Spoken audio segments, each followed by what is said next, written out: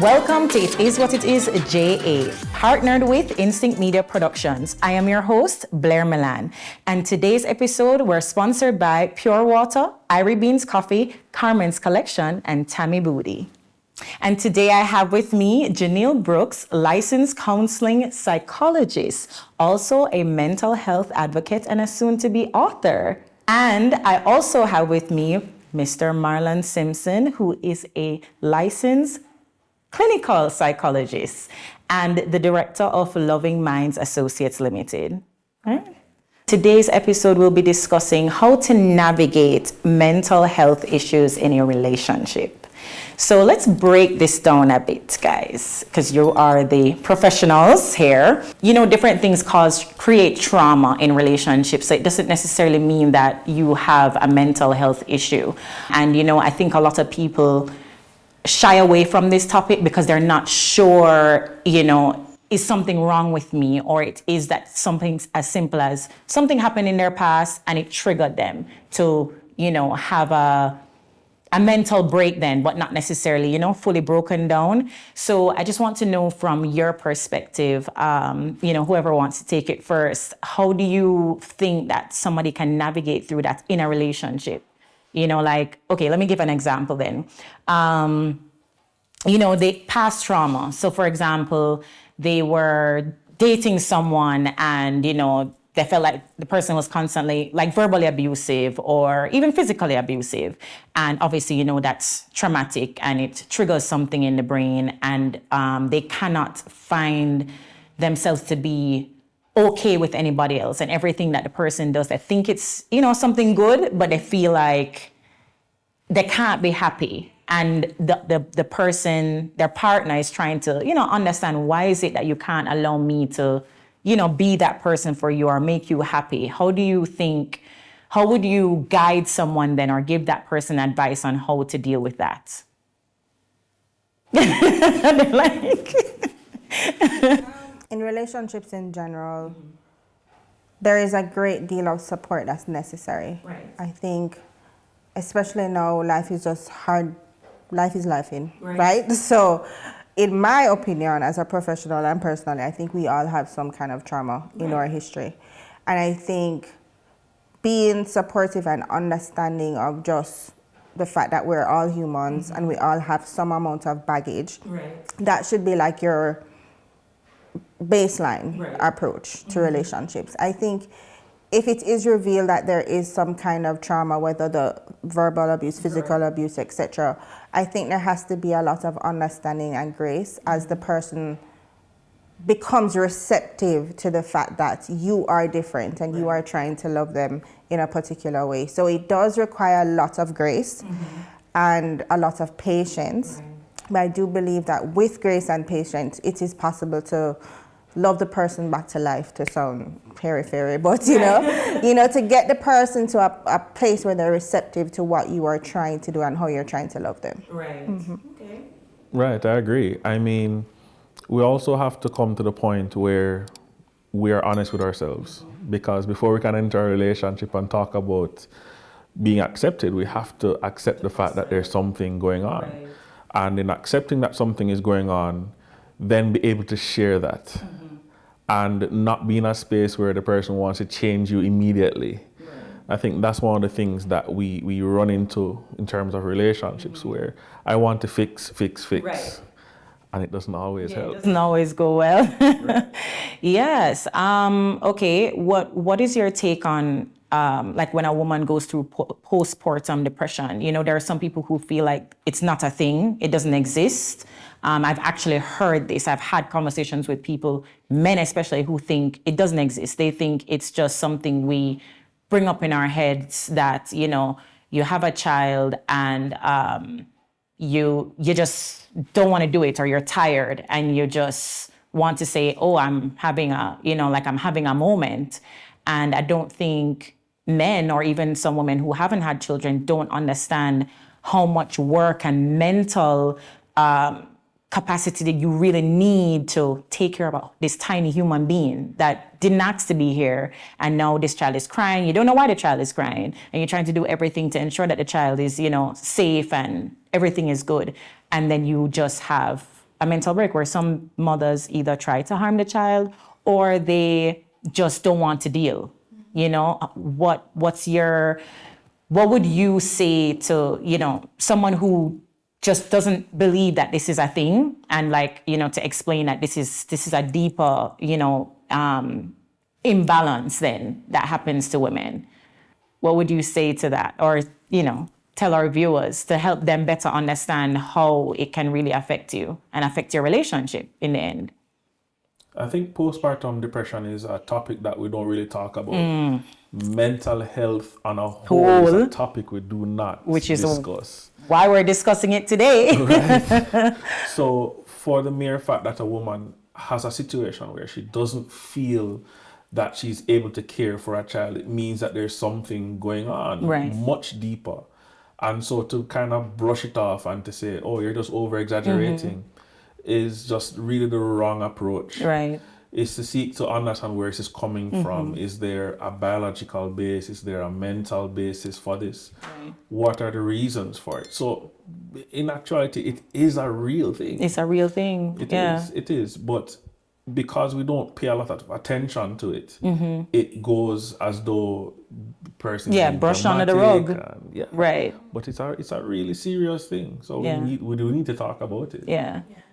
And I think also the fact that so many women experience it and they don't even know, and some of them don't even realize that I'm having postpartum, like I'm not realizing that this is why I'm feeling the way I'm feeling. Yeah. So I think just having this conversation is helpful, of course. And I think it's important to have people in your life know what to look out for. Right. Because you are not going to be in 100% of your mental faculties to even recognize. Right. And of course you are raising a tiny human who requires round the clock clear. Exactly. Clear, right. So I think the husbands or the partners being aware that postpartum depression is a thing. The village, whether that be the siblings, the grandparents, the neighbors, whoever, you know, everybody usually come over and try to help or whatever. Like they are also aware of what the possible signs and symptoms are. Just the fact that you are not yourself. Right. Given the context of the newness of motherhood, of course. Right.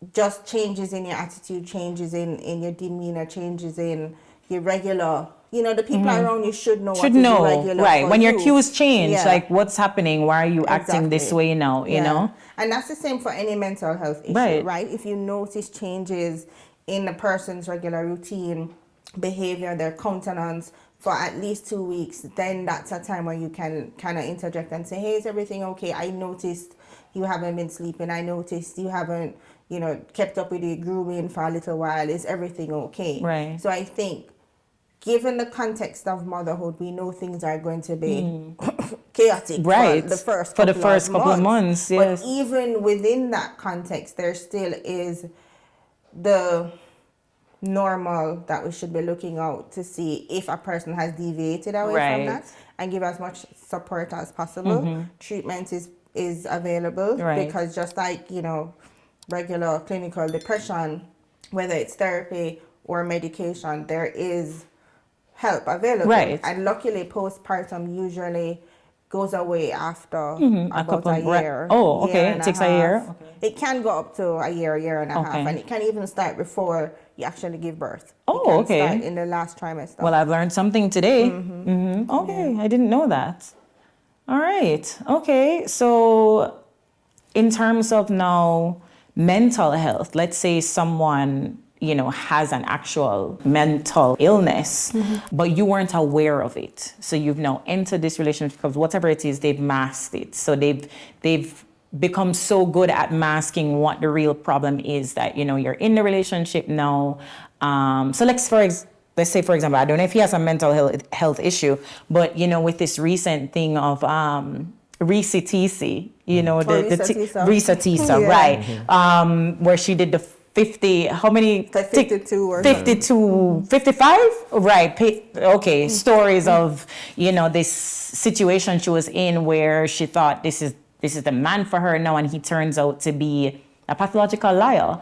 Would you consider that maybe the mere fact that he went in, like, you know, all these promises or whatever, do you think that is a mental illness that he had, why he was, you know, because clearly there's something going on in his head. Maybe he thought he could do these things, you know, and she obviously was like head over heels because she was desperate to find somebody, and it was in COVID, you know, at COVID, everybody wants to cloak up and be with somebody, and then, you know, she falls in this trap now where tells her he's gonna take her to England and he's gonna buy this and buy that, and then she's like, well, what happened? You know, how would you diagnose him then? Would you diagnose him? Like, what would you think? What would you be, based on all the things that we saw her saying, would you diagnose him as something, you know, going on with him mentally? I would take the conservative route and say that we need more evidence. You need more evidence? You need more evidence. Okay, because it's just her talking. She's not right. That's true. Right. It is more one-sided because it's just her telling her side of the story. We don't know what happened on his end, right? But I mean, yeah. I mean, there are a lot of diagnostic criteria for diagnosing. But what I can tell you is that I don't know if it's a sudden upsurge, but I'm seeing a lot more persons with similar kind of situations. Right. And I mean, for the past 15 years, I've been seeing things like this coming up, but it just seems to be getting worse. Right. So is it that people are not properly assessing the people that they're dating and not, you know, aware of, like, they're ignoring the red flags? Or is it that they themselves, there's something going on, so they make up something in their mind like this person is the person, and then when they wake up one day, they just snap. And it's like, oh no, but this is not who I had in my head, you know? A part of it could be that you see the red flags, but because you're trying to find Mr. Right person, you see, oh, I can live with this, oh, I can live with that, oh, it's just a little white lie, but then that white lie starts getting bigger and bigger, and you realize it's really a huge issue. Right. So I don't know if it's that persons are unaware, but they're not necessarily looking carefully at how these things can really grow into something that would be problematic. Right. And I think sometimes persons go into these relationships with the thought that, oh, I'm seeing this as an issue, I can fix this. I can work on the person and change them, not realizing that this may be a whole lot deeper than what you're Exactly. Yeah, I find that a lot. You know, that's why it's funny that this story came up recently. But you are right when you said that it's happening so much more now that women are getting, you know, scammed even. You know, she lucky enough she didn't get scammed. Well, scammed in a different way. She's, you know, being promised all these things and didn't get it. And then there are other women who fully get scammed where, you know, they have a little money and the man just take all the money or the car or whatever it is, you know. So it makes you wonder, like, you know, is it that something they're so desperate to find someone that they're just ignoring all the red flags? So to me, that I'm not a clinical psychologist, you know, or a licensed psychologist, but, you know, I'm just wondering to myself, is it that something deeper is going on in their head? It's not just I'm desperate to find somebody. You know what I mean? Yeah. I mean, it could also be. I mean, I did not watch. You didn't watch it. I didn't watch any of it. I did not have the time. But I definitely didn't watch it because it was 50. Yeah. From I heard that number, I was like, okay, I got the gist of what it was, and I read the cliff notes. You're right. Yeah. I think we also have to give credit, for lack of a better word, to the fact that narcissists and pathological liars put a lot of effort or try to put a lot of effort into their stories. Right. So even though some of the stories may sound outlandish, they usually put some effort into putting the pieces together. Because they start to believe their own lies, right? So they put the pieces together so the story looks plausible. Right. So, you know, it's not always something that you get initially. You know, something might go off in your head like, that doesn't sound right. Right. But it's not a right away thing. And then eventually, when it catches up with you, I mean, some people might have to consider everything that would have happened in whatever time period. Is it that you guys are married and have children and have property? And, you know, so it gets a little more complicated, I think.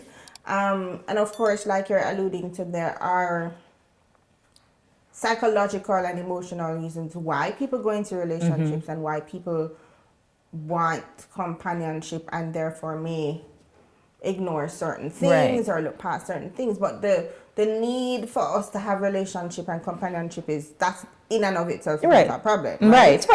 But it's maybe how we go about it. Right. Sometimes. And the lengths that we will go to get that. Right. And some people choose the path of lying pathologically for, 52 parts of it.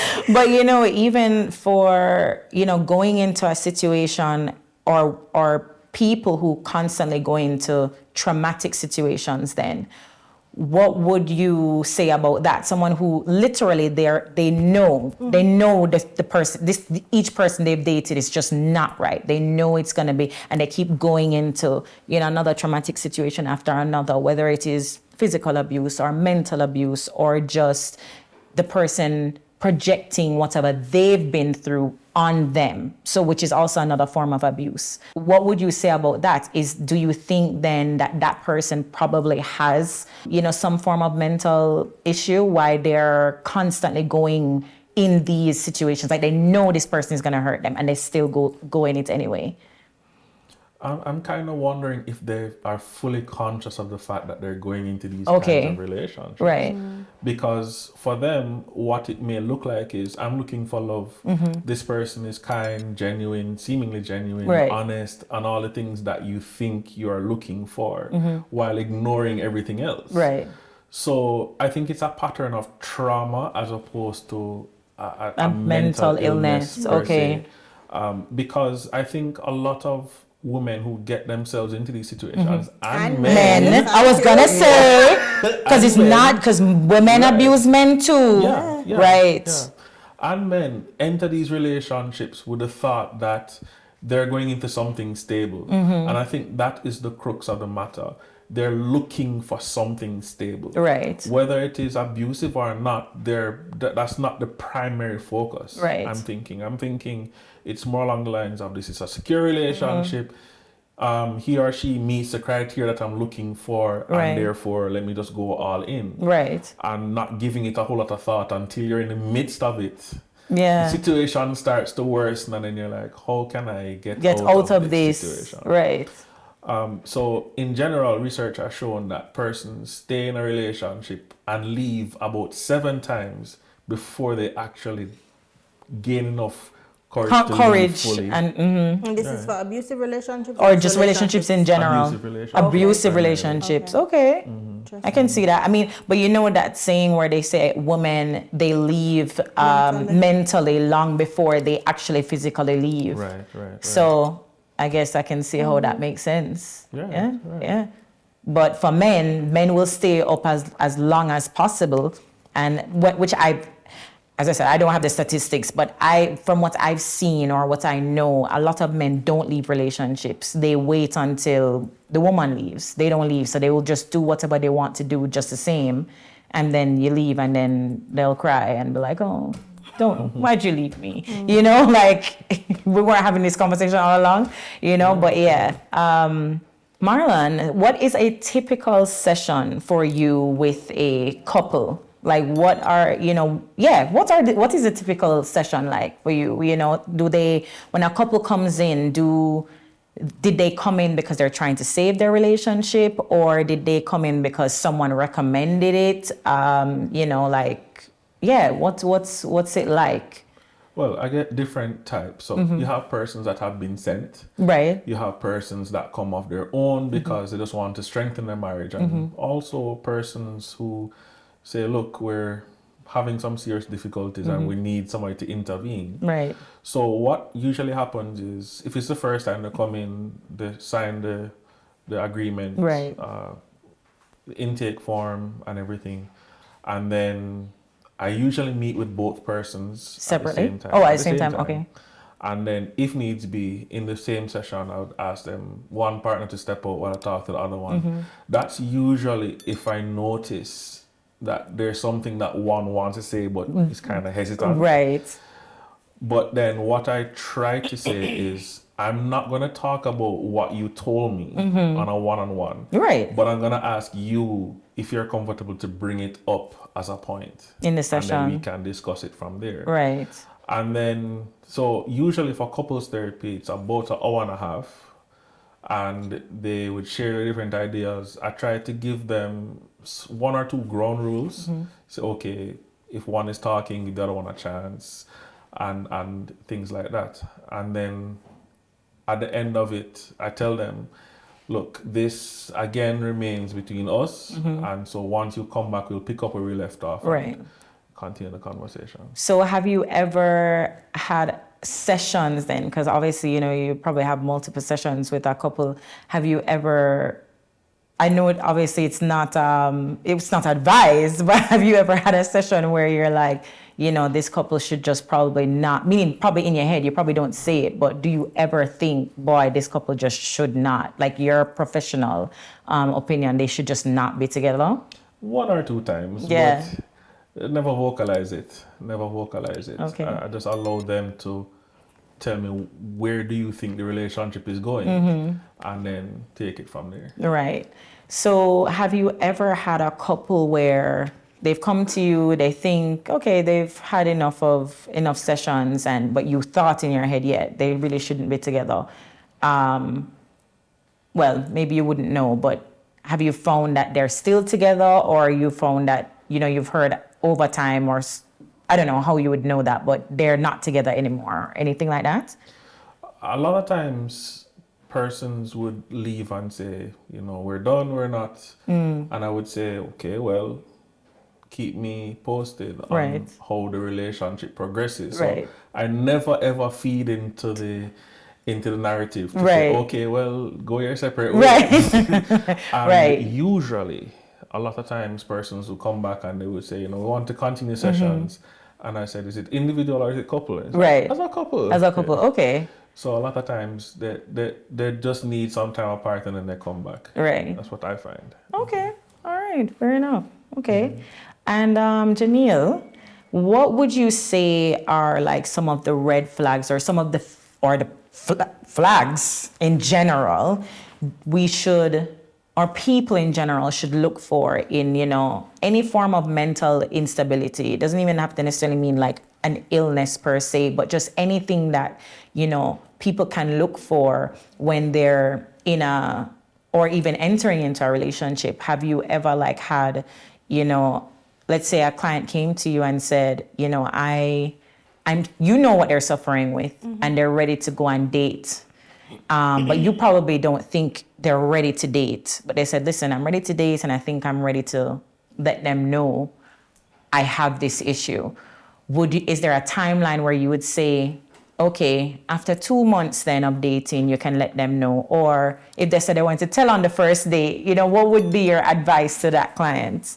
Definitely not the first date. I don't think that's a first date conversation. And they would run. Especially if it is that it's like a first date. Like you guys don't even have know any history or know each other from before. I think my main reason for that is, yes, there still is a mental health stigma. Right. So people may feel a little funny about it. But also you need to assess whether or not you can trust the person with that information. Right. Can that person handle the information? After a couple dates or a couple months, is it somebody who I want to pursue a relationship with? Because you might tell them that on the first date, and then 3 days later you're like, I'm not feeling this person. And then you would have shared that information for what? Exactly. So after you've kind of felt out each other and decide that you want to continue, then you have to assess whether or not you think this person can hold space for you, can hold that information. Right. And if not, then maybe that person is not for you, because if it is that, with mental illness in particular, if you don't think they can manage that, I don't think that's something that you should test out. Right. Meaning, because suppose you go through a depressive episode, and you already kind of pick up that I'm not so sure this person can manage this. Right. And then it is confirmed that they can. Right. And then you feel alone. You feel even more alone than you are. And that can make some of these symptoms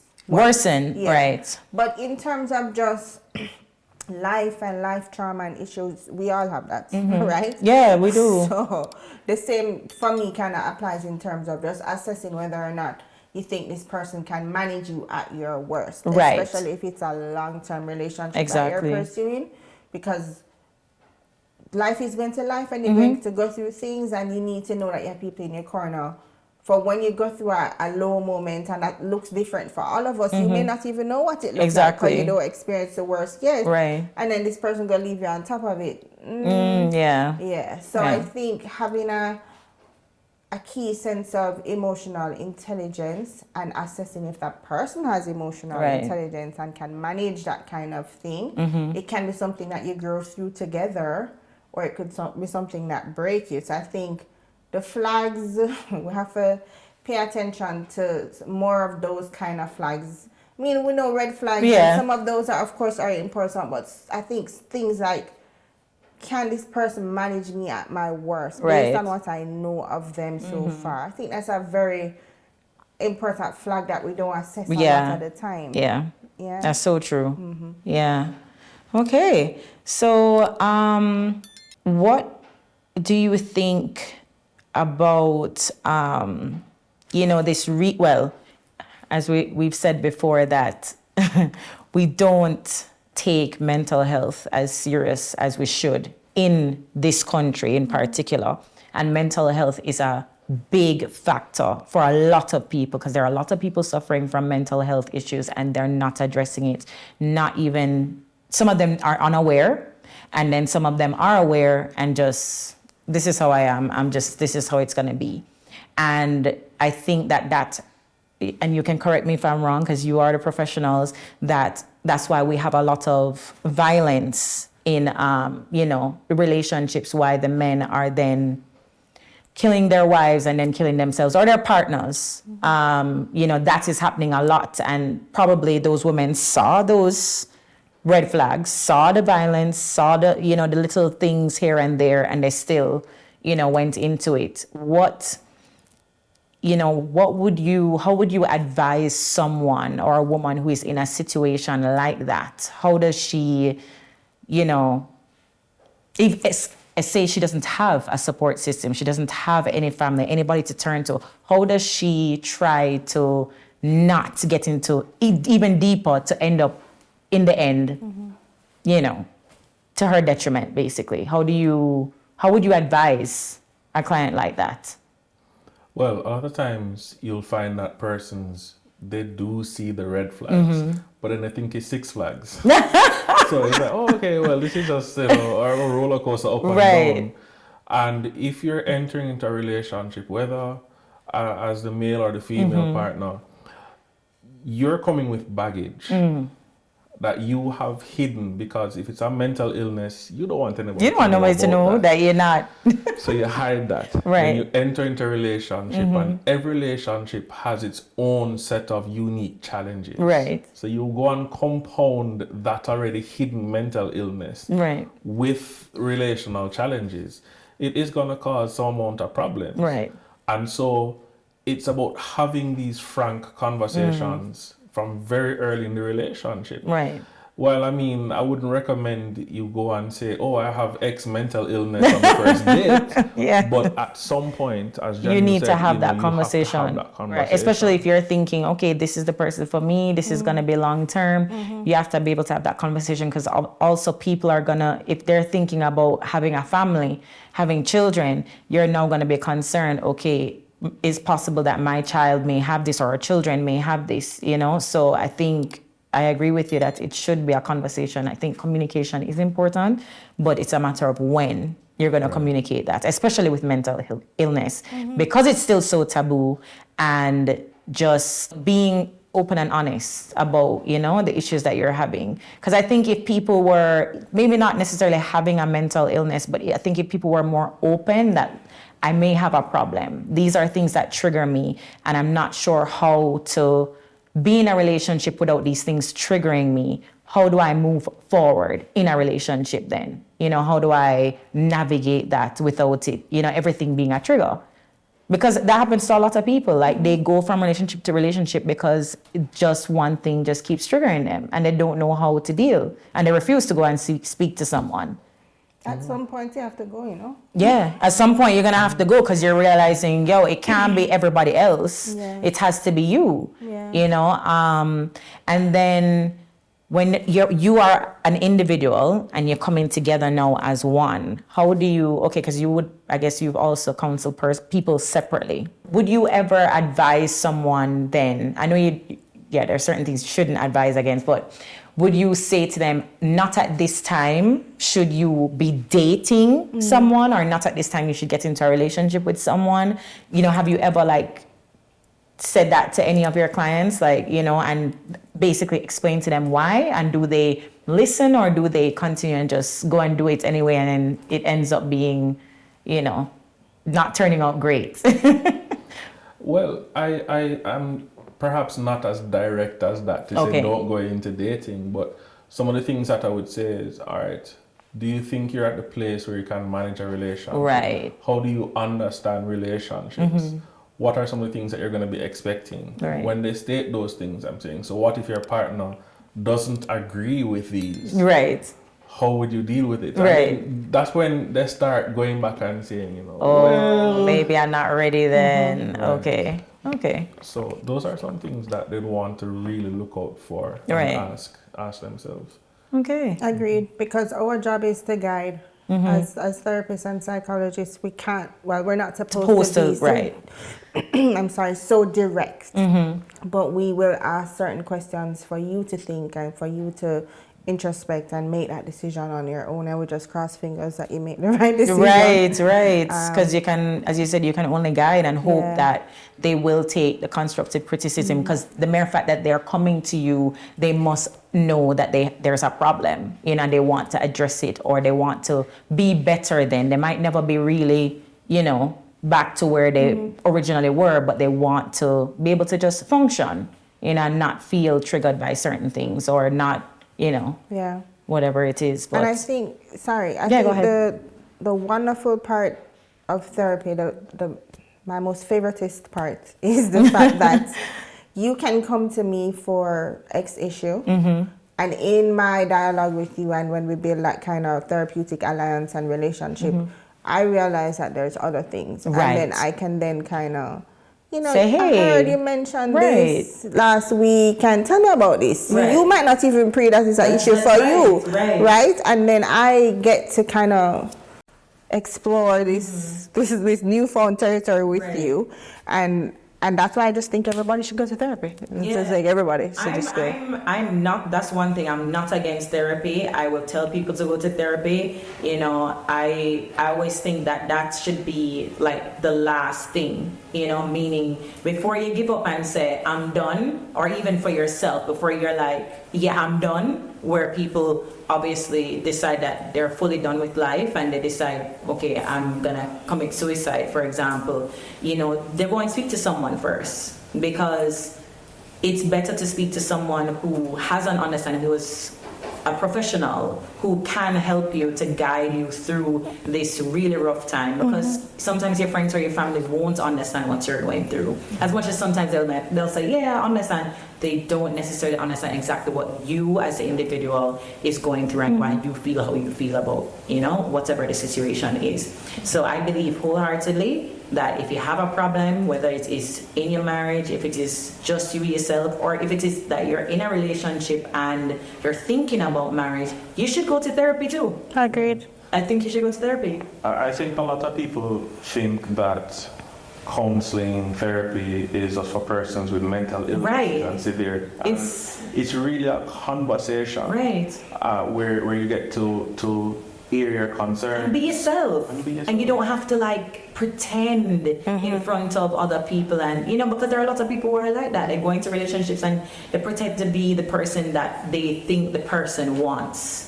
Right. Instead of just being themselves. So I think for people who don't know how to just be themselves, go to therapy, talk about it. Just I want to be able to know how to just be myself around someone, Yeah.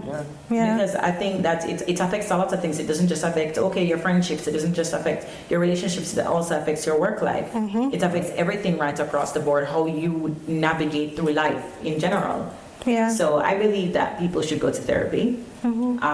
So big up you guys. You're doing a good job. But I just want to say thank you for coming and having this conversation. I thought it was really important because, as I said, I am also big on mental health. You know, I think that people need to pay more attention to these things, and I think if people take more,